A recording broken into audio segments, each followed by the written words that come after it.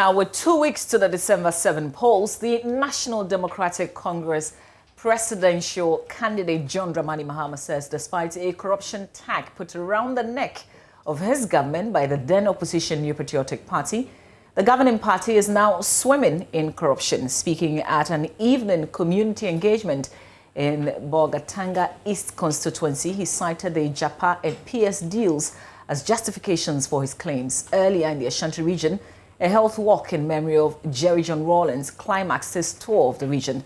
Maxwell Agbagba has a wrap from the former president's campaign.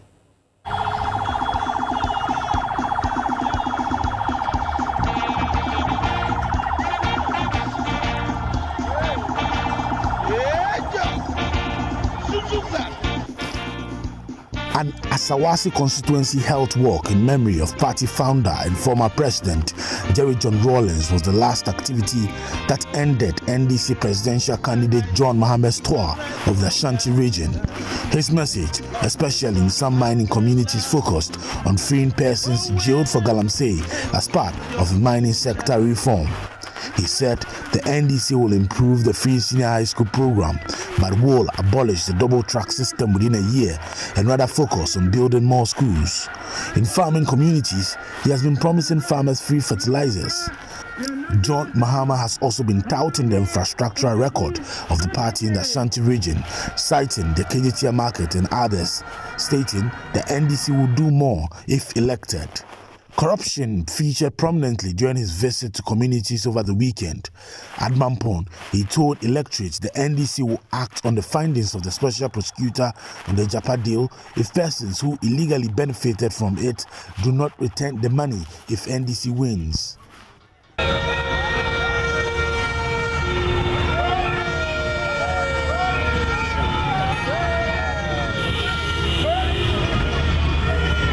We are moving to the Upper East region right now, so ahead of me you can see the convoy moving. We were in the Ashanti region earlier today, where there was a walk organized by the NDC in the Asawasi constituency.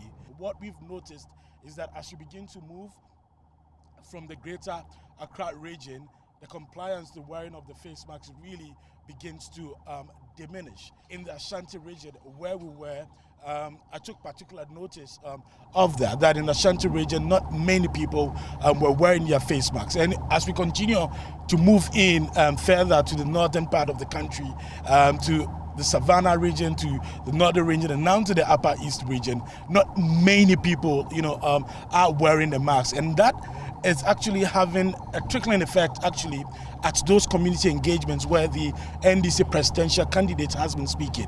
So for many of the places that we visited, the members of the campaign team, those who are with the convoy, those who are with the campaign team, you see all of them wearing their face masks. The only time you see them taking off their face masks is when they are coming to interact, with the people who are gathered. That's the only time you see them remove it. And even when they are about to speak, the microphones are sanitized before they talk. But quite disappointingly though, the people who come to listen to the message that they have for them really are not adhering to the COVID-19 protocols. Part of his speech focused on corruption in the Bolga East constituency Sunday evening. All you see is corruption. At the time we were in office, they tarred us with the brush of corruption. And they made so much noise about it. Today, the president is bathing in corruption.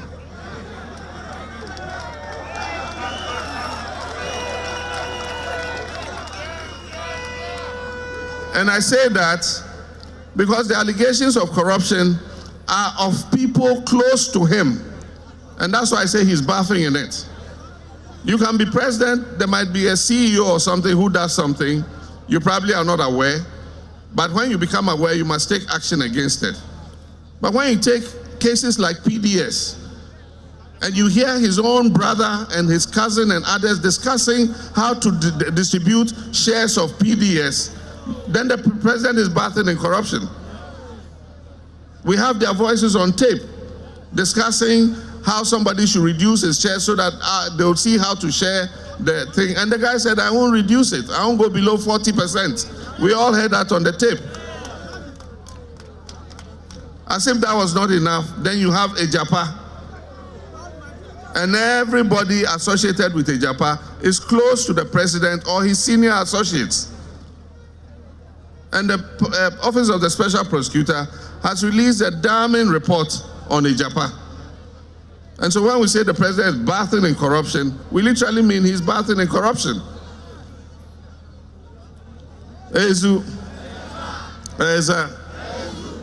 But we're on a rescue mission. Sunday was the birthday of Mahamas running mate Professor Nana Jane Opoku-Agyeman. This is how he celebrated her on the last day of his tour of the Ashanti region. Happy birthday, man. Happy birthday to you. Happy birthday to you. Happy birthday to you. Happy birthday to you. Happy birthday, no, a comma, Professor Nana Jane Opoku-Agyeman.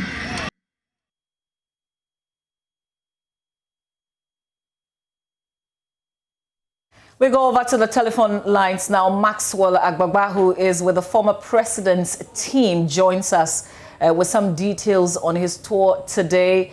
Good morning to you, Maxwell Agbagba. You've been to the Ashanti region. We just saw your reports on the Upper West region as well, or Upper East. Tell us where the former president is going today. Hello, Maxwell. Well,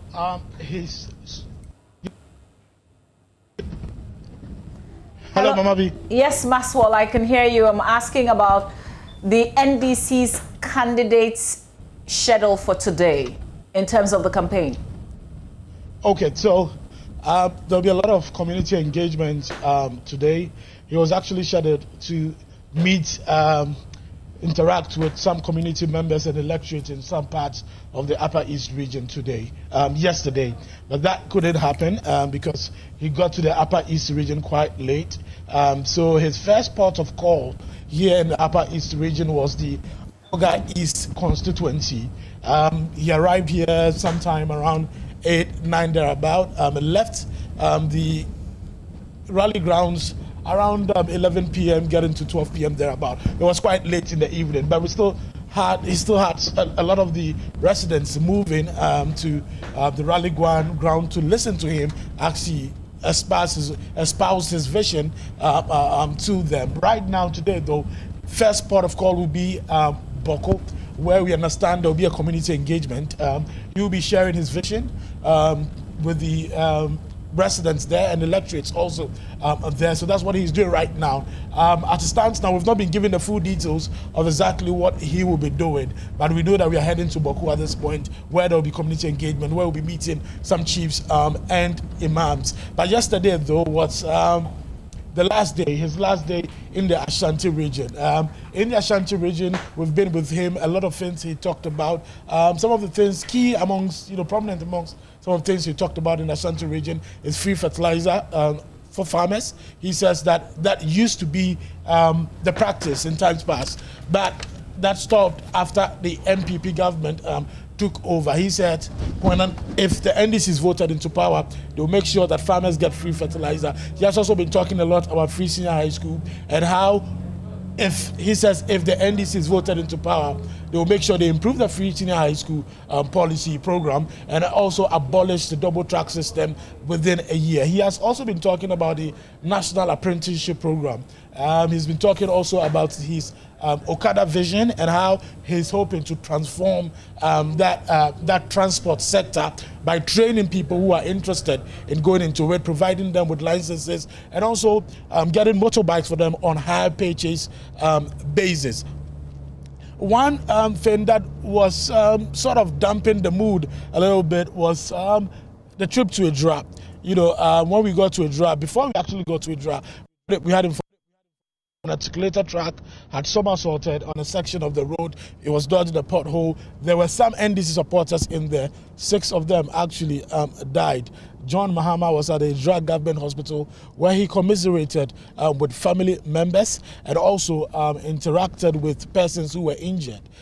He later moved to the Dra Public Park over the weekend and addressed party supporters who had gathered there and told them that he had actually wanted to call off the rally because of the accident, but he was advised that looking at the huge number of people who had showed up to listen to him, it would just be proper for him to go ahead. So he extended his condolences to the bereaved families and then went ahead to share his vision to the people who are gathered there. So he has ended the tour of the Ashanti region. Now is the Upper East region, and we're going to our first place right now, Mama V. Swala Agbagba is with the NDC's presidential candidate campaign team, John Dramani Mahama. They are in the Upper East region. They arrived there late last night, so the campaign is still ongoing in the Upper East region with the NDC's presidential candidate, John Dramani Mahama. Now, let's move to President Akufo-Addo, who is the presidential candidate for the NPP. He will today conclude his two-day tour of the Eastern region with a mini rally at the regional capital, Koforidua. The president will focus on the opposition National Democratic Congress's strongholds in the region. A separate whistle stops at Etiwa East and West, Bregro and Buakwa South. President Akufo-Addo repeated his call on the electorate to retain him, stressing a vote for his opponent will retard the progress of the country.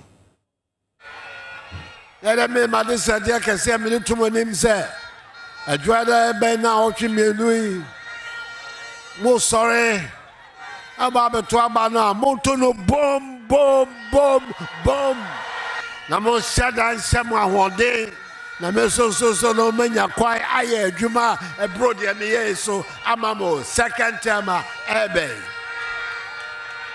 It's a banner Sanswa. Masebe Jemmy also to me here, one of them one or Etiwa East. We don't know what I said. Extra money now. Wamamo ba, oye kama, beautiful woman. Na ho fekeke. Our dream baby so. Our mama the deputy minister of finance. Oh boy, Juma papa.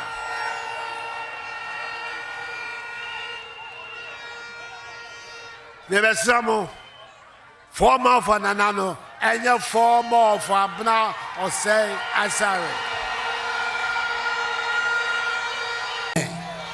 But this I don't know. I feel the Messamo Monyalo boom, boom, boom, boom.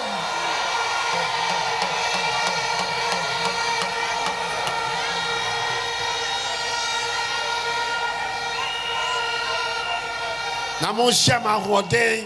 And mammy quiet into me near Juma, and Dame Kuma so send me Baba Yama Gama mine. I am ma or Chimai, I am a Quabe mine. Yekoi Jume when ya penny four, a one named dear Waku could draw, and one yan san Tawachia, near Ed game. When you go on watch that about me who buying. What said about me who buys what money and me yakuma? I feel free on me dear moon. So me boame nagan and Kosono, Embra, a year quasi amwa quata or no.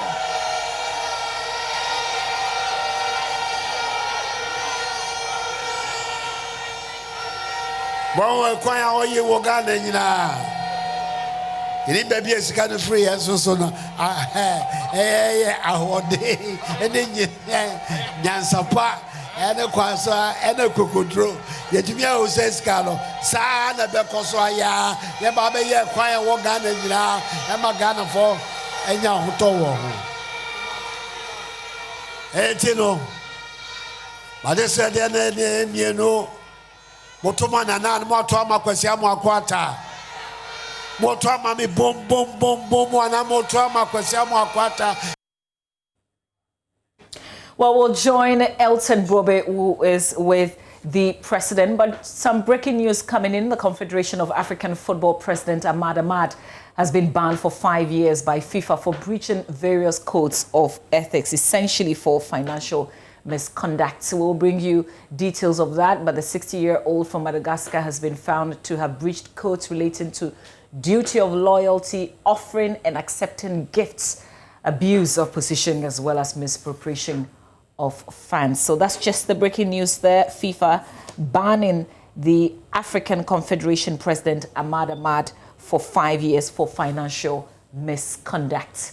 We will be bringing you plenty more in the course of News Desk. But let's go to the phone lines now and speak to Elton Brobe, who is with the president. Elton, a very good morning to you. We've seen a wrap of the president's campaign, but where is he going today? He still remains in the eastern region, but fascinating that he's targeting the NDC stronghold in the eastern region. Can you explain why? Yes, we are currently at a bridge in the eastern region. This is the two of the tour. And today, the president is starting off from a bridge, and then from here, he will move to Akuteku or to the trouble areas. And these are areas, you know, the NDC can lay claim to, because they, since 1992, they've consistently voted for the NDC. Now, the agenda for the MPP in the eastern region is 1 million votes and 30 out of the 33 seats in this region. And that presents to him a very challenging task ahead of the December 7th election. That's how come there appears to be so much concentration within these areas.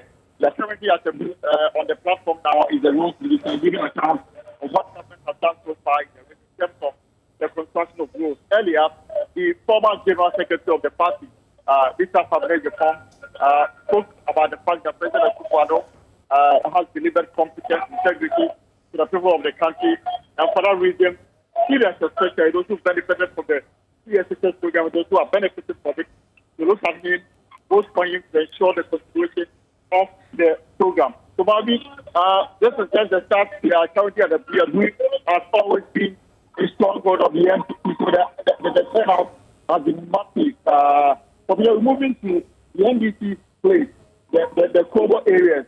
We just want to see the kind of reception that the president will get. Like I said earlier on, we are targeting 1 million popular votes and 30 out of the 33 seats here in the region. So they have a lot of work to do. And the thing that what the president has done so far in the last 4 years, including the delivery of the CSSS program, the funding for food, and the other social intervention program, that's already in the system. The people will look at it and give the government a resounding victory come December 2020. The member of parliament for this area, Obi Amwa, is about to address his people. And then after President Akufo-Addo will speak, and then we'll continue on the next stop ahead of us. Elton, we will wait for more updates in the course of the day, but Elton Brobe is our presidential correspondent with the president as he campaigns in the eastern region today. Now, the newly created Savannah region has been in the news this year for at least 2 cases of violence against women. As the country heads to the polls, there are growing concerns about insecurity as armed robbery and political violence emerge. For our series dubbed Safety for My Votes, which puts the spotlight on security in hotspots communities, we make a stop in the region with 129 hotspots. Here's correspondent Isaac Nonya's report read to you. Until it was carved out of the then northern region, the Savannah region has been considered one of the most peaceful areas with minimal security breaches. These mostly bordered in chieftaincy disputes. As elections draw closer, 129 hotspots have been identified by the police. With this in mind, one of the topmost security concerns for residents here in Damango in the West Gonja municipality of the Savannah region, increasing armed robberies. It is very rampant, very common, almost day in, day out. We hear cases about armed robbery cases. And violence against women in the region. In terms of security breaches, you talk about these alleged witchcraft issues. The poor, vulnerable women, they are those that these issues are always, they always suffer from these accusations. Areas like Damango Fofoso Road, Sola Damango Highway, Bamboy, Bole, and Sola Highway, including Bupe and Fofoso Highway, have all become dangerous to ply as robberies are often recorded there. Residents say they are terrified. For other residents, youthful indiscipline is on the rise. And it appears the political fever is making most of them feel comfortable in their zones, in the sense that the politicians sometimes visit them, encourage them, and even assist them. And I am feeling that they have the potential of escalating our insecurity in the community. Here is Savannah Regional Chairman of People Living with Disabilities, Kittley Stephen. He says the political intolerance exhibited between supporters of the NPP and NDC during the registration exercise should not have gone unpunished. It was not fine, it was not good for Damango because gunshots here and there. Some of them got injured. Some of these people, those who had the guns, were brought to Damango. They were arrested and brought to Damango. As I talk, I don't know how it has ended. Meanwhile, the pains of the lynching of 90-year Madam Ikuadente of Kafaba in the East Gonja district and that of Maria Abukari and 2 others at Sumpini in the West Gonja municipality in the region are still fresh in the minds of many. And we're just 2 weeks to the December 7 elections. Inmates of Nsawam Medium Security Prison have a special message for Ghanaians. They say the prisons are already full, so nobody should engage in acts that could lead to the incarceration and worsening their plight. Said Kwame Boateng has been spending time with the inmates in Nsawam and has come through with this report. Prisons across the country are full. They are very full. The current prison population is 13,333. These are against a holding capacity of 9,500. The Nsawam Medium Security Prison, where I am today, was built to accommodate 817 inmates. But presently, there are about 3,000 inmates in this facility. The number was at some point more than 3,500. The serious congestion across all prison facilities in Ghana, coupled with the inhumane conditions there, make managing the prisons very difficult. Overcrowding, we all know, is an impediment to our activities in prisons.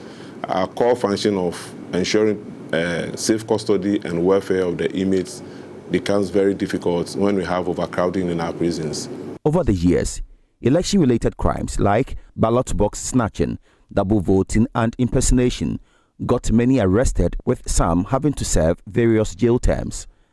The inmates here say this should not repeat in this year's election since the facilities are overstretched and any addition to their overpopulated numbers will further deepen their plight. This is not a place to be at all. It's not a place to be.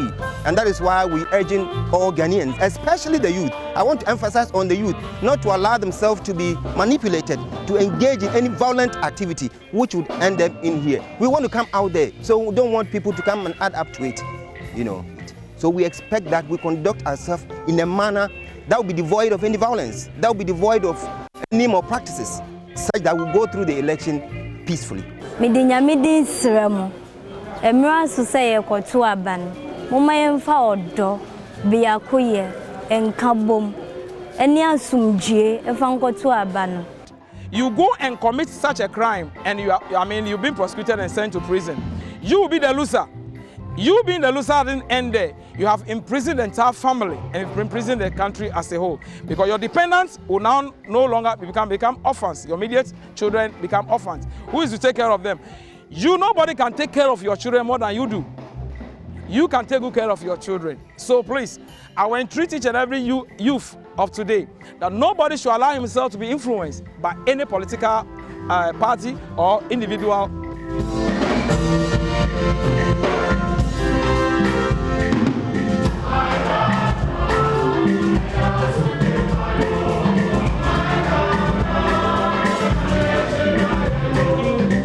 As they do in every election year, this Here too, the inmate choir has produced this beautiful rendition to promote peace ahead of the elections.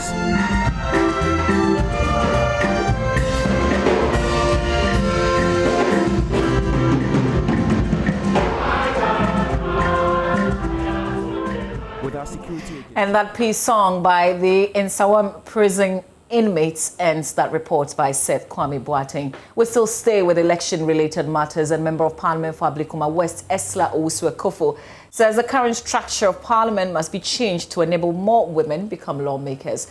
She bemoans the monetization of politics in Ghana and asks for more to be done to better the lots of women. She's been speaking on the AM show's Women, Power and Politics series. I don't see us having more than 30 or 40 women in the next parliament as well, because there's structural challenges which we still haven't dealt with. But if the two big parties, MPP and NDC, filled more women in their strongholds, we would have more women in parliament. If they made our primaries easier for women, and the filing fees alone that they've reduced is not enough. After you've paid your filing fees, then what? We have monetized our politics so much that if you're not able to raise funds significantly to finance your re-election bid, you're out of it. Yeah, they will look out for their what's in it for them and vote that way, no matter what good policies you present. So one, we need to think through the way we select our candidates. And I've said so before, and I still insist, that if we let only women contest women in certain seats, no matter what happens, we will have a woman on that. Irrespective of the ticket that the person is on, whoever wins would be a woman. From the primary straight through to the general election. There are other affirmative action policies that we can adopt. And if we don't do that, we would still be hovering around this 10%, which doesn't paint our country in a good light at all. Very bad roads. People going about their normal business needing help and support and not getting it. Insecurity. A lot of sanitation problems. I think Ablikuma West was one of the highest cholera-prone districts, constituencies in Greater Accra. Several people died every year of cholera. We had serious flooding problems in major parts of the constituency, including further along, Shiabu, the Gbegbe areas. But thankfully, we've improved the situation a bit. It's not gone completely. We still have challenges, but we've worked to improve the situation a bit. Our roads are being worked on. The sanitation problem has improved. Madam Esla Owusu-Ekofo there telling me about her challenges in the constituency and some success chalked on Women, Power and Politics series. Now, the Faculty of Education at the University of Professional Studies, Tamale, will on Wednesday hold a political parties debate on education policy. The debate will provide the platform for dialogue in educational policies to help political parties reflect on the educational policies as presented in their manifestos. Let's get more on this debate with the organizers. Dr. Ibrahim Mohammed Gunu is the acting dean of the Faculty of Education at the University of Development Studies, and he joins me live there. There you are. Very good morning to you. First of all, tell us about the rationale for this program. Can you kindly unmute so we can hear you?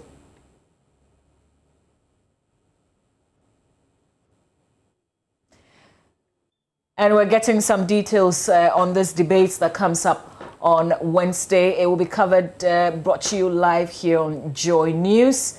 And you can participate by joining as the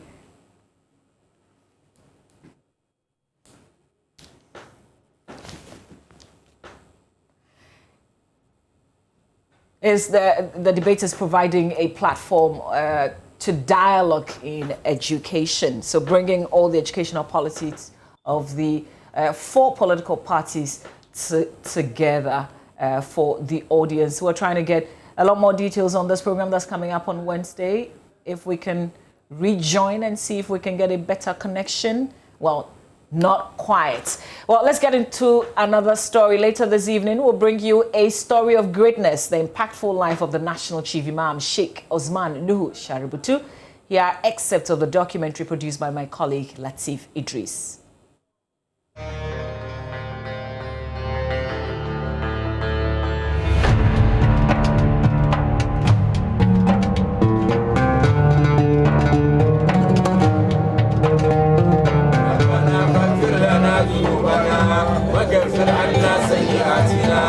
وتوفنا مع الأبرار ربنا وآتنا ما وعدتنا على رسلك ولا تخزنا يوم القيامة.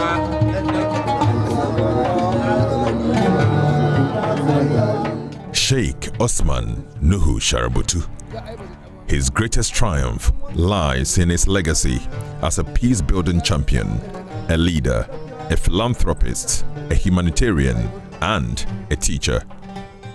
That legacy stretches beyond the boundaries of Ghana to neighboring countries like Nigeria, Senegal, and Morocco, where he has publicly taken his teachings of the religion of Islam and the campaign for religious tolerance to. I haven't seen him use a earpiece to enable him here. I see he's got all his teeth. I see him not using glasses like I'm using glasses now. He would stand up and in his own soft, quiet way be moving.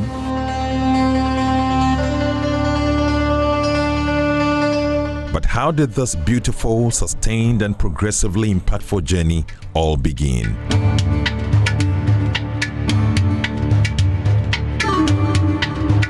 He was born in Kauli, where the father and mother lived in Kauli, just about 200 meters or 150 meters from where I stand. But behind me here is where the National Chief Imam was raised from cradle. This is where he lived with the mother. So I lead you to the house and I point you to the room that they lived in before he left here. Over there is where the room that His Eminence, the National Chief Imam, was raised. That's the room he lived with his mother till the age of about 8 when he started schooling and he was taken to Old Fadama. Islam is one of the major religions practiced widely in Ghana. Its presence in Ghana dates back to the 10th century.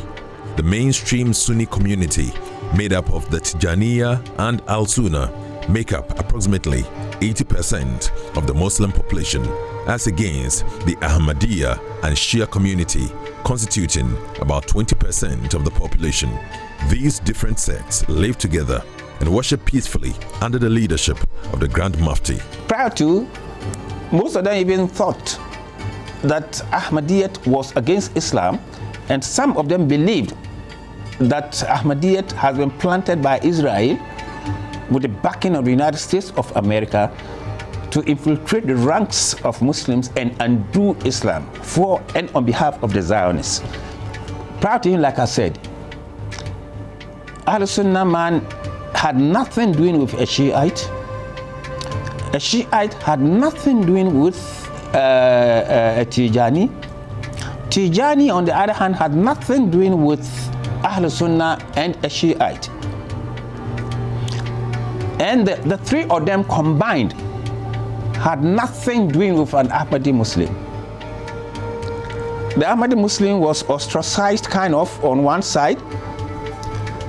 The others were the lesser evil. And to them, the Ahmadis were the major evil. But what do we do and what do we see since the National Chief Imam came on board as the National Chief Imam? He has been the type who reaches out. He's been the type who is all-embracing. He's been the type who is fatherly. And he's been the type who has become an umbrella.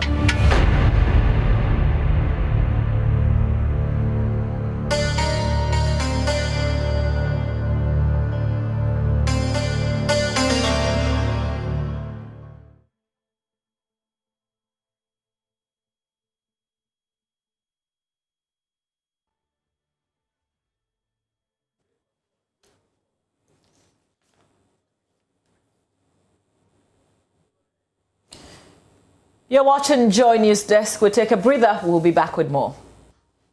Let's talk sports now. We've got breaking news as CAF's president Ahmad has been banned for 5 years. George Addy Jr. joins me in studio with more. George, tell us about the genesis of this FIFA ethics inquiry that's ended in this 5-year ban. So as far as I'm concerned, and for most of you who have been following closely what's been happening on the continent with regards to football, Ahmad has been under a lot of investigations. There's so many things that's been happening and going wrong with him. I feel that he had so many members of his inner circle give us hints that something was terribly wrong. The General Secretary who died on February 23 last year did indicate that there was a lot wrong. You remember in the process, FIFA even had to bring in Fatima Samara, the General Secretary, to act as CAF president for a while. So when did all and of also this start? to improve governance. Yes. And when did all of this start? There was a certain trip, they call it, yes, it's like a pilgrimage all the way to Mecca that was sponsored by Ahmad, who was a CAF president, and the investigations that proved that he used CAF money to sponsor 15 African Federation heads, for that particular trip. That's where everything started. And he's been under the close watch of FIFA's adjudicatory body, who have indicated that he is banned for 5 years on a number of grounds. About 4 of the codes of FIFA, the ethics, and you remember, I don't want to mention Kwesi Nyantakyi, I don't want to mention that, but you remember that one of the key things that Kwesi Nyantakyi had wrong was the code of ethics that says the rules that govern taking bribes, rules that govern taking gifts, and more importantly, the misappropriation of funds as a CAF president. So when you look at the letter that they have released from FIFA's adjudicatory body, they have indicated that on these 4 grounds, the president has failed and he's been banned for 5 years. That is very interesting because there was supposed to be a CAF election next year in March. And this actually rules him out of it. And it feels like he's paving way for the South African millionaire, Patrice Motsepe, who is the owner of Mamelodi Sundowns. So that's where we are. And it's not a big surprise to anyone who has been following this. Ahmad was definitely on a tightrope, and I think that it's just gotten to a point where FIFA are deciding that at this point, there's nothing more they can do for him. Because if we're going according to what we have, or what has gone on before for us, perhaps this ban should have happened a long time ago with the kind of things that he's been found guilty of. We're told that he's going to try and appeal. Don't know how far and how this is going because... But this takes immediate effect? It takes immediate effect straight away. And that's why we're saying that he cannot even contest for the CAF election. It's very interesting because you look at it again from the political angle. There's a school of thought that says that, well, immediately you fall out with Gianni Infantino, the FIFA president, you're in trouble. We don't know how that's true. We don't have any evidence to prove that. But for Ahmad, you can say for sure that even people who he worked with closely, and I can tell you likes the names of Amadi Punik, the former Nigeria Football Association head. He's made a clear point about it. He's had issues about all of that. And he said that, look, there were problems with Ahmad's administration. So we've had a lot of hints. So generally it's more of a leadership defects or what? Because I know that we were all pretty excited when he took charge back in 2017. And even with this investigation ongoing, he still announced his candidature. He was going for re-election. He was going for re-election, yes. And he had denied all the allegations against him. He sticks there. That's why he says that he's going to appeal. But when you have too many members of your inner circle coming out and having issues with you, it just tells us from the back that something has happened again for the entire football world that says that we are trying to take out somebody who has been there for too long. Because on paper, truly, the former CAF president, Issa Hayatou, didn't go wrong. There's nothing tabled anywhere. There's no evidence. Even though there were a lot of talks and accusations or perceptions. Yes, there's nothing concrete, nothing complete that Issa Hayatou indeed did something wrong. Where does this leave CAF, George? It's a mess. And I don't want anyone to do any comparisons between Ahmad and Issa Hayatou. The truth is we have to do what we need to do and do the right things. We cannot allow this or based on what we've seen and what the FIFA adjudicatory body is indicating, we cannot allow this to be ongoing in an association that's supposed to be galvanizing and ensuring that Africa football gets where it is. Later on, when we come with our various bulletins, we'll give you a proper timeline of where all of these things started, how many issues have come up about Ahmad, and why you shouldn't be surprised that you're here. But the bigger question is, when you think that one man is not good and you go for another who gives you this, then you have a lot of trouble. So we're looking forward to the elections in March. And that will be very, very interesting because now it looks like the path is cleared. It's beginning to sound like the devil you know is better than the angel you don't know. I mean. But George, do you know that you could be owing about 9,000 Ghana cedis as a Ghanaian? I'm used to us owing a lot. But it's interesting. Well, that's if we're distributing what we owe as a nation. Our debt stock has gone up. Darryl Kwao has got a lot more in business.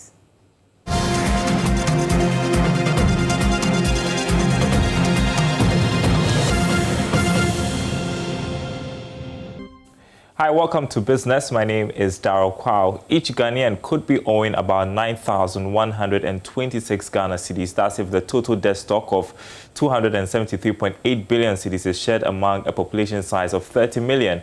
The country added 10.7 billion cedis in the months of August and September to the public debt, increasing its debt to gross domestic product ratio of about 71%. Now, the scenario is that the country may have to fall on taxes to clear these debts, and it's estimated that the value of the Ghanaian economy in monetary terms may be more than 400 billion cedis. The Monetary Policy Committee of the Bank of Ghana is getting ready to announce a new policy rate later today. After meeting last week to review the economy, the policy rate, the rate at which the Bank of Ghana lends to commercial banks, currently stands at 14.5%. The decision is expected to influence cost of credit and interest rates in the country for the next 2 months. Governor of the Central Bank, Dr. Ernest Addison, earlier urged industry players to stay calm as the monetary policy rate will respond according to fiscal measures implemented to deal with the economic challenges. Profile of policy rates over the last 3 years. We have consistently gone down on the policy rates over the last 3 years. Till January this year, when we stopped at 14.5%, and the monetary policy rate has sort of stayed there. And there are reasons why they have stayed there. You're looking at the impact of the shock, and the impact of the shock, especially on the government's finances and the budget.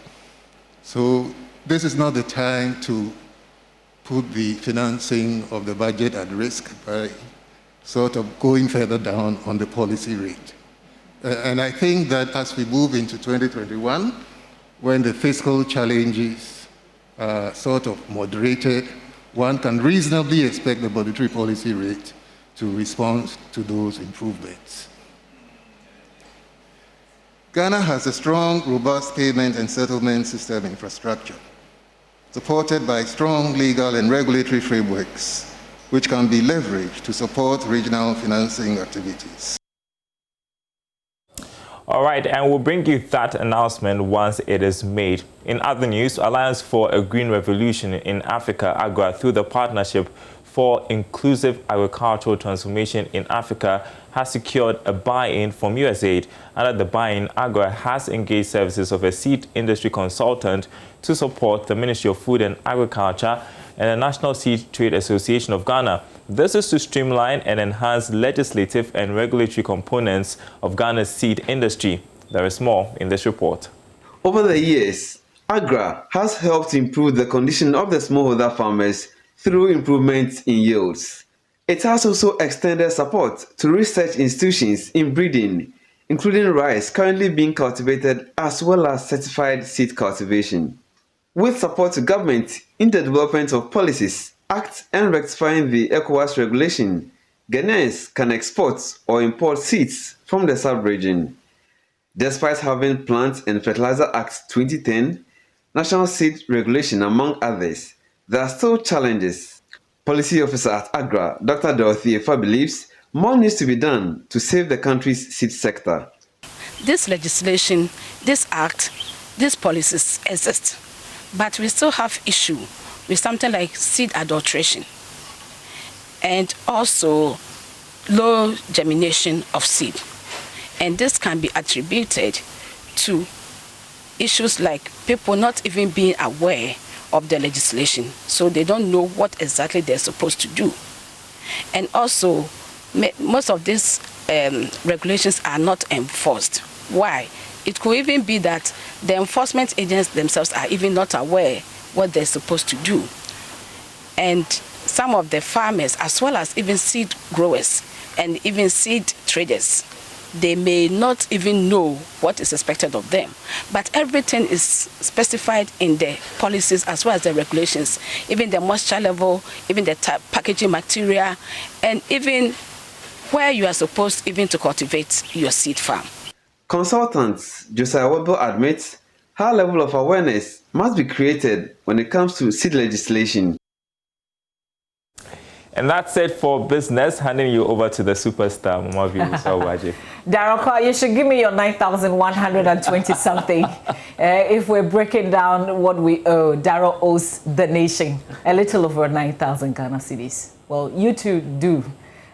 Okay, so that's it for News Desk here on Joy News this morning. Thank you so much for your company. There's plenty of business news and, of course, sports on the breaking news story of Ahmad, who has been banned for 5 years on myjoyonline.com. Make time to explore. Coming up next, right after Joy News Desk, is Joy News Interactive with Mapito Sibidi. And today she's talking about a very important issue of the lack of women in Parliament. Stay for it.